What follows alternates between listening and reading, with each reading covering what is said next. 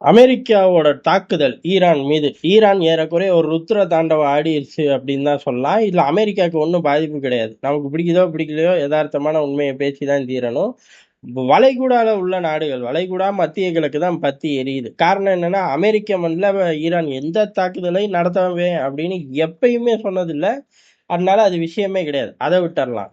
ஆனா பதிலுக்கு அடிச்ச அடி அப்படிங்கிறது, இப்ப யுஏஇ, சவுதி, கத்தார் போன்ற நாடுகள்லாம் மிகப்பெரிய அளவுல தங்களோட பொருளாதார பலத்தை இழக்க வேண்டியது வரும். அதாவது இவனுங்க சண்டைக்கே போல. உண்மைய சொல்லப்போனா அமெரிக்கா, அடி அமெரிக்கா அப்படின்னு ஏத்தி கூட விடல பாவத்த. "அடேய் சண்டை போடாதீங்கடா, ப்ளீஸ்டான்னு" கெஞ்சாத குறையா தான் செஞ்சுக்கிட்டு இருந்தாய்ங்க. இருந்தாலும் அமெரிக்காவோட பேஸ்கள் இருக்கக்கூடிய ஒரே காரணம், இப்ப நாடு யுத்த களமா மாறிப் போச்சு. துபாயில மிகப்பெரிய கட்டடங்கள், அபுதாபில மிகப்பெரிய கட்டடங்கள்னு சொல்லி எவ்வளோ இன்வெஸ்ட்மென்ட்டுகளையும், டூரிஸ்ட்டையும் அள்ளுனாய்ங்களோ, அந்த கட்டடத்துல இருந்து தான் காலி பண்ண ஆரம்பிச்சுட்டாய்ங்க. புர்ஜ் கலிஃபால இருந்துலாம் காலி பண்ணி ஓடு அப்படின்னு சொல்லி ஓட ஆரம்பிச்சுட்டாய்ங்க. இத கொஞ்சம் கூட அவர்கள் எதிர்பார்க்கல. உண்மைய சொல்லப்போனா ஏர்போர்ட் பூராமே ஷட் டவுன் ஆகி கிடக்கு. ஏறக்குறைய இவர்கள் நாடும் யுத்தம் மாரி ஆயிடுச்சு. நோ ஃப்ளை ஜோன் வந்துருச்சு. ஏர்போர்ட் ஷட் டவுன் ஆகி தான் ஆகும். ஆனா, ஏறக்குறைய இவனுங்களுமே பங்கர்கள தேடி ஒளியக்கூடிய சூழ்நிலைக்கு மாறிப்போச்சு. சவுதி, கத்தார், யுஏஇ போன்ற நாடுகள்லாம் கடுமையான சிரமங்கள். ஏன் அப்படின்னா, முதல்ல பேஸ்கள நோக்கி தான் ஆளில்லா விமானங்கள் வந்துச்சு, ஏவுகணைகள் வந்துச்சு. இப்ப அத தாண்டி சிட்டிக்குள்ளேயும் வருது. நியூட்ரலைஸ் பண்றார்கள். இது இவர்களுக்கு ஏகபோக ஏறக்குறைய இவனுங்க யுத்தம் போட்டா என்னெல்லாம் பஞ்சாயத்து வருமோ, அந்த பஞ்சாயத்த பூரா இழுத்து விட்டுருச்சு இப்ப.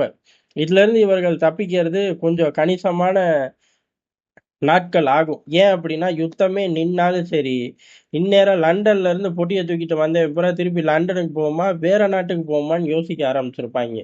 காரணம், என்னைக்கு இருந்தாலும் இவனுங்க சண்டை போடுவாங்களாட்டுக்கு. ஐய்யய்ய! இவனுங்கள்ட்ட டாக்ஸ் இல்லன்னு நம்பி கடைசியில நம்மளே இல்லாம போயிருவோமோ! அப்படின்னு இங்க ஓடி வந்த பணக்காரன் பூரா யோசிப்பானா அப்படின்னு கேட்டா, சத்தியமா யோசிப்பான். அட்லீஸ்ட் இவன் பெட்டிய தூக்கிட்டு ஓடாட்டியும், ஏன்னா துபாய்க்கு வர எல்லார்கிட்டயும் 2 பாஸ்போர்ட் இருக்கும். ஏதோ ஒரு நாட்டு சிட்டிசனா இருப்பான். இங்கே இருப்போம் கழுதைன்னு வர்றதுதான். அதுவுமே இனி யோசிக்க ஆரம்பிச்சுருவார்கள். இவ்வளவு நாள் கஷ்டப்பட்டு வளர்த்து வச்சிருந்த அம்புட்டும் இனிமே அடி வாங்கும். திருப்பி இதெல்லாம் அடி வாங்காம இருக்கணும் அப்படின்னா ரொம்ப கஷ்டம். ஆனா சும்மாவும் சொல்லக்கூடாது. இந்த யுத்தம் வராம தவிர்க்கிறக்கு கத்தார் போராடுச்சு, யுஏஇ போராடுச்சு, சவுதி போராடுச்சு. ஆனா இது பூரா தலைய சுத்தி மூக்க தொடுற விஷயம். அமெரிக்க பேஸ்களுக்கு இடம் இல்லை அப்படின்னா, இப்ப ஈரான் இவங்க நாட்டுக்குள்ள தாக்குதல் நடத்த காரணமே இல்ல. அவன் பாட்டுக்கு கடல நோக்கி, கப்பல நோக்கி தாக்கிட்டு போய்க்கிட்டே இருந்திருப்பான். இப்ப இவர்கள் நடுவுல சிக்கிக்கிட்டார்கள். இது ஜோர்டான் ஏகப்பட்ட நாடுகள் சிக்கிக்கிச்சு. ஏறக்குறைய 8 நாடுகள் மேல ஈரான் பெரிய அளவு தாக்குதல் தான். இந்த தாக்குதல்ல இருந்து தப்பிக்க பொழைக்கவும் கஷ்டமா போயிருச்சு. சரி, இவர்களுக்கு இப்படி. இஸ்ரேல பொறுத்தவரை இஸ்ரேல் பெஞ்சமின் நெதன்யாவே இப்போ உள்ளூர்ல திட்டு வாங்க ஆரம்பிச்சுட்டாரு. காரணம் என்ன அப்படின்னா, நெறைய மிசைல்கள தடுக்க முடியுதில்ல. ஏறக்குறைய ஒரு 75 மிசைல் விட்டிருக்கார்கள். நெறைய தடுக்க முடியல அப்படின்னு தான் தகவல் வருது. இது தெரிஞ்ச விஷயம் தான். இதுக்கு முன்னாடி 12 நாள் யுத்தத்திலேயே நெறைய மிசைல்கள தடுக்க முடியலை அப்படிங்கிறது ஊரறிஞ்ச உண்மை. அப்படி இருக்கும்போது, அத சரி பண்றதுக்கு காலங்கள் ஓடும். 2 வருஷம், 3 வருஷமாச்சும் ஆனா தான் அதுல பாதியவாச்சு நம்மனால சரி பண்ண முடியும். இப்படி எதையுமே சரி பண்ணாம போய் யுத்தத்துல எதுக்கு இறங்குன நீ? அப்படின்னு சொல்லி அங்கேயுமே மிகப்பெரிய அளவுல ஒரு கச்சகச்சல்லாம் வந்துருச்சு. இருந்தாலும் அமெரிக்கா, இஸ்ரேல் கிட்ட உள்ள ஒரே பதில் என்ன அப்படின்னா, இருங்கடா எப்படியாச்சும் கம்பெனிக்கு டிக்கெட்ட கிழிச்சு குடுத்துருவோம். அதுக்கப்புறம் அங்க புரட்சி வந்துரும். அதுக்கப்புறம் அமெரிக்க அரசாங்கம், அமெரிக்க ஆதரவு பெற்ற அரசாங்கம்னு இப்படி பல ரீதியில வந்துரும். அதுக்கப்புறம் ரொம்ப பீஸ்ஃபுல்லான லைஃப் உங்களுக்கெல்லாம் இருக்கு. கொஞ்சம் வெயிட் பண்ணுங்க. நம்பிக்கை இல்லன்னா இங்க பாருங்க, மன்னர் ஷாவோட வகையறாவ பேச விடுறேன் அப்படின்னு அவரையும் பேச விட்டுருக்காய்ங்க. அவரும் சொல்றாரு. என்ன அப்புட்ன்னா, குண்டு வீச்செல்லாம் நின்றும் இன்னும் செத்த நேரத்துல. நின்ன உடனே எல்லா போராட்டத்துல இறங்கி மாளிகைய நோக்கி போங்க.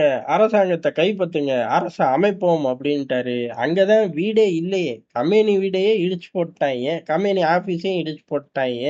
அப்புறம் எத போய் கைப்பத்த? அதையும் சேர்த்து சொல்லியிருந்தா நல்லா இருந்திருக்கும். இருந்தாலும் இந்த வீடியோ மக்களுக்கு போட்டாய்ங்களா? இல்ல சுத்தி உள்ள அரபு நாடுகளுக்கு போட்டாய்ங்களான்னு குழப்புற அளவுக்கு அங்க நிலைமை மிகப்பெரிய பதட்டம். உச்சகட்டமான பதட்டம். இது நேரங்கள், நாட்கள் இழுக்க இழுக்க இந்த யுத்தம் நீண்டுகிட்டு போச்சு அப்டின்னா ரொம்ப கஷ்டமா போயிரும். ஆனா சமாதானம் பேசுற மாரி எதுவுமே தெர்ல. இப்ப வரையும் வெளிப்படையாவும் தெரியல. அண்டர் கிரவுண்ட் டீலிங் நடக்கிற மாரியே சத்தத்த காணோம். அப்ப யுத்தம் இன்னமும் ஆக்ரோஷமா போப்போது. இல்ல ஈரான் அழியப் போது, இஸ்ரேல் அழியப் போது.